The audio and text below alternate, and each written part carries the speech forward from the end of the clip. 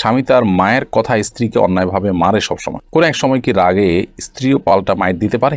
স্বপ্নদোষ এটা হয়েছে কি না আমি শিওর নই বা মনে নেই। তাহলে কি করা দরকার? বাচ্চারা অনেক সময় নিজের ছায়ার সাথে খেলা করে, এটা কি কোনো ক্ষতির সম্ভাবনা আছে?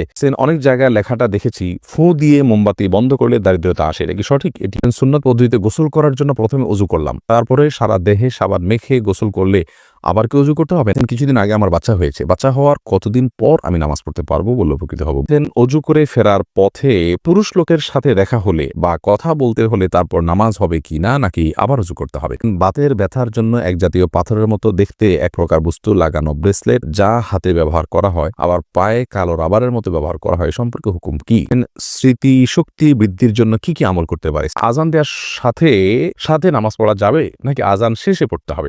সুন্নত নামাজে প্রত্যেক রাকাতে সূরা ফাতিহার প্রতি সূরা মিলাতে হবে। চিংড়ি মাছ খাওয়া জায়েজ হবে কিনা? গাছের মেহেদি পাতা কি পায়ের নখে দেওয়া যাবে? শরীরে কোনো অংশে ব্যান্ডেজ লাগানো থাকলে ফরজ গোসল হবে কিনা? সোনা দিয়ে কি দেনমোহর শোধ করা যায়? নামাজের মধ্যে মুখে যদি দাঁতের ভেতর থেকে কোনো কিছু খাবার বের হয় তাহলে কি নামাজ হবে? দেনমোহর যদি না নেওয়া হয় তাহলে কি কিছু হবে? জন্ম নিয়ন্ত্রণ জায়েজ আছে কিনা? সঠিক নিয়ম বললে উপকৃত হবে। আজানের সময় পেশাব পায়খানা করা যাবে কিনা? প্রিয় দর্শক, ইতিমধ্যে যে সমস্ত প্রশ্ন আমাদের সামনে চলে এসেছে, তোর মধ্যে থেকে প্রথম যে প্রশ্নটি আমি দেখতে পাচ্ছি তা হলো শারমিন আখতার, আপনি জানতে চেয়েছেন স্বপ্নদোষ এটা হয়েছে কি না আমি শিওর নই বা মনে নেই। তাহলে কি করা দরকার? শুধু স্বপ্নে দেখেছেন কিন্তু কোনো ভিজা বা স্বপ্ন দোষের মাধ্যমে বীর্যপাত হয়েছে এরকম কোনো আলামত যদি আপনি না দেখেন, তাহলে সেক্ষেত্রে আপনার গোসল ফরজ হয়নি।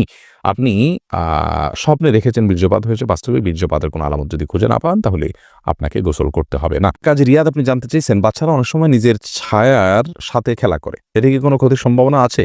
না, বাচ্চারা নিজের ছায়ার সাথে খেলা করলে এর জন্য বিশেষ কোনো ক্ষতির কথা আছে বলে আমার জানা নেই। মেহনাজ পারভিন, আপনি জানতে চেয়েছেন অনেক জায়গায় লেখাটা দেখেছি, ফু দিয়ে মোমবাতি বন্ধ করলে দারিদ্রতা আসে, এটা কি সঠিক? এটি কুসংস্কার। ফু দিয়ে মোমবাতি বন্ধ করা জায়েজ না।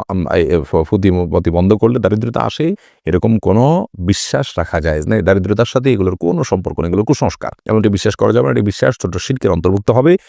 বরং ফু দিয়ে মোমবাতি নেভাতে গেলে যদি আগুন ডানে বামে ছড়াতে পারে সে ভয় থাকে, তাহলে ফু দিবেন না, হাত দিয়ে নেভাবেন, সেটি ভিন্ন বিষয়। কিন্তু এর কারণে দারিদ্রতা আসে এরকম কথা সঠিক নয়। সফিবুর রহমান, আপনি জানতে চেয়েছেন সুন্নত পদ্ধতিতে গোসল করার জন্য প্রথমে ওযু করলাম, তারপরে সারা দেহে সাবান মেখে গোসল করলে আবার কি ওযু করতে হবে? না, এরপরে আর ওযু করার প্রয়োজন নেই। অনেক উলামায়ে মতে লজ্জাস্থান সরাসরি স্পর্শ করলে ওযু ভেঙে যায়। তাদের মত অনুযায়ী আপনি লজ্জাস্থান, এমনিতে গোসলের সুন্নাহ পদ্ধতি হলো যে আগে লজ্জাস্থানে কোনো ময়লা নাপাক থাকলে সেগুলোকে আগে ভালো করে ধুয়ে ফেলা, এরপর পুরো শরীর ধোবেন, তাহলে সেক্ষেত্রে আর লজ্জাস্থানে সরাসরি স্পর্শ করবে না। তবে লুঙ্গি ইত্যাদির মাধ্যমে স্পর্শ করলে কারোর মতেই ওযু ভঙ্গ হবে না। মিতা নাহিদা, আপনি জানতে চেয়েছেন কিছুদিন আগে আমার বাচ্চা হয়েছে, বাচ্চা হওয়ার কতদিন পর আমি নামাজ পড়তে পারবো বলে উপকৃত হব? বর্ণিতা, বাচ্চা হওয়ার পর ব্লিডিং যতদিন চলবে ততদিন আপনি নামাজ পড়বেন না। ব্লিডিং শেষ, তখন থেকে আপনি নামাজ পড়বেন। এটাকে নেফাস বলা হয়। নেফাস বা সন্তান প্রসব পরবর্তী যে ব্লিডিং, এই ব্লিডিং শেষ হয়ে গেলে আপনাকে সালাত আদায় করতে হবে। তবে ব্লিডিং এর সর্বশেষ সীমা হলো 40 দিন। 40 দিন পর্যন্ত যদি ব্লিডিং বন্ধ না হয় তাহলে 40 দিনের পরে ব্লিডিং থাকলেও আপনি সালাত আদায় করবেন। তানিয়া ইসলাম, আপনি জানতে চেয়েছেন ওযু করে ফেরার পথে পুরুষ লোকের সাথে দেখা হলে বা কথা বলতে হলে তারপর নামাজ হবে কিনা, নাকি আবার ওযু করতে হবে? না বোন, কোনো পুরুষ লোকের সাথে ওযু করার পর যদি দেখা হয় বা কথা হয় তাতে আপনার ওযু ভঙ্গ হবে না। ওযু ভঙ্গ হওয়ার সাথে এর কোনো সম্পর্ক নেই। কেউ যদি ওযু করার পর কোনো পুরুষের সাথে অন্যায়ভাবে দেখা দেন, হারামভাবে দেখা দেন, হারাম কথা বলেন, তাহলে এটি গুনার কারণ হবে, ভিন্ন কথা। কিন্তু এর ফলে ওযু ভঙ্গ হবে না। ওযু ভঙ্গ হওয়ার সাথে ওযু ভঙ্গকারী বিষয়গুলোর সম্পর্ক, যেমন অপবিত্র কোনো কিছু শরীর থেকে বের হলো কিনা, ঘুমালেন কিনা, ওযু ভঙ্গের কোনো কারণ পাওয়া গেল কিনা, এর সাথে হলো ওযু ভঙ্গের সম্পর্ক। সোহেল রানা সুজন, আপনি জানতে চেয়েছেন বাতের ব্যথার জন্য এক জাতীয় পাথরের মতো দেখতে এক প্রকার বস্তু লাগানো ব্রেসলেট, যা হাতে ব্যবহার করা হয় আবার পায়ে কালো রাবারের মতো ব্যবহার করা হয়, সম্পর্কে হুকুম কি?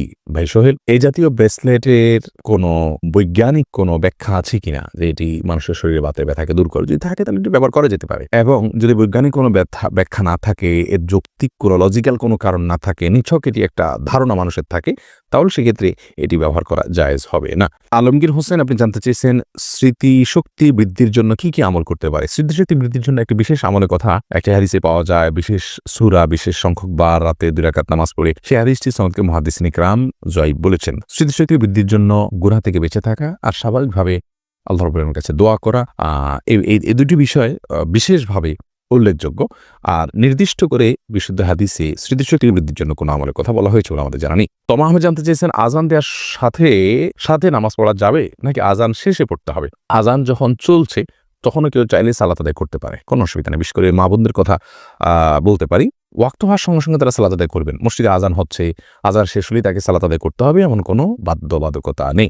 পুরুষরা তো আজান শেষে জামাতের অপেক্ষা করবেন, তারপর সালাত আদায় করবেন। যদি কোনো কারণে তিনি জামাতে শামিল হওয়ার সুযোগ না থাকে, একা একা তাকে পড়তে হয়, তাহলে আজান চলাকালীন সালাত আদায় করলে সালাত হয়ে যাবে। এমনি সোহাগ ইসলাম জানতে চেয়েছেন, 4 রাকাত সুন্নত নামাজে প্রত্যেক রাকাতে সূরা ফাতিহার পর কি সূরা মিলাতে হবে?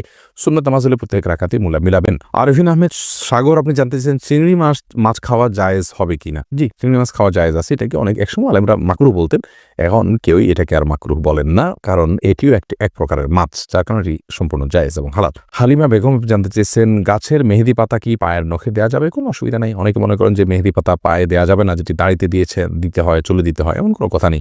তেলও তো দাড়িতে চুলেতে দিতে হয়, পানিও তো আমরা মাথায় দিই, সেটা আবার পায়েও দিই। অতএব এটা কোনো কথা নেই, এমন কোনো কথা নেই যে মেহেদি পাতা পায়ে দেওয়া যাবে না, নখে দেওয়া যাবে না। ইসরাত আলিজা আপনি জানতে চেয়েছেন, শরীরে কোনো অংশে ব্যান্ডেজ লাগানো থাকলে ফরজ গোসল হবে কিনা? যদি কোনো অংশে ব্যান্ডেজ লাগাতে হয়, ব্যান্ডেজ করাটা তার জন্য ক্ষতিকর হয়, অসুবিধার হয়, তাহলে সেক্ষেত্রে যে অংশে ব্যান্ডেজ লাগানো আছে ওই অংশ বাদে বাকি অংশে আপনি পানি ঢেলে যদি ধৌত করেন আর ব্যান্ডেজের উপরে শুধু ভিজা হাত দিয়ে মুছে নেন, তাহলে আপনার গোসল হয়ে যাবে। আর যদি ব্যান্ডেজটা এইরকম জায়গায় হয়, কথার কথা পেটে বড় করে ব্যান্ডেজ আছে, তাহলে সেক্ষেত্রে আপনি উপরের অংশে কোনোভাবে পানি দিতে পারছেন না, দিলেই ব্যান্ডেজ ভিজে যাবে, তাহলে সেক্ষেত্রে আপনি অবশ্যই তেমন করে সালাত আদায় করতে পারবেন। যে প্রশ্নে আমি দেখতে পাচ্ছি, নাসরিন আক্তার চাঁদিনী আপনি জানতে চেয়েছেন, সোনা দিয়ে কি দেনমোহর শোধ করা যায়? যে কোনো কিছু দিয়েই দেনমোহর শোধ করা যেতে পারে। শাহান রাফসান আপনি জানতে চেয়েছেন, নামাজের মধ্যে মুখে যদি দাঁতের ভেতর থেকে কোনো কিছু খাবার বের হয় তাহলে কি নামাজ হবে? সামান্য যদি কোনা টোনা জাতীয় হয় কোনো অসুবিধা নেই, তাতে নামাজ হয়ে যাবে। দাঁতের মধ্যে কোনা ছাড়া তো আর বড় কিছু থাকার কথাও নয়, অতএব এটি জায়েজ হবে ইনশাআল্লাহ। হ্যাঁ, যদি মুখের ভিতরে কোনো খাবার রেখে আপনি নামাজ দাঁড়িয়ে যান আর ওটা খেতে খেতে নামাজ পড়েন, আপনি গিলেন খান, তাহলে তো আপনার নামাজ হবে না।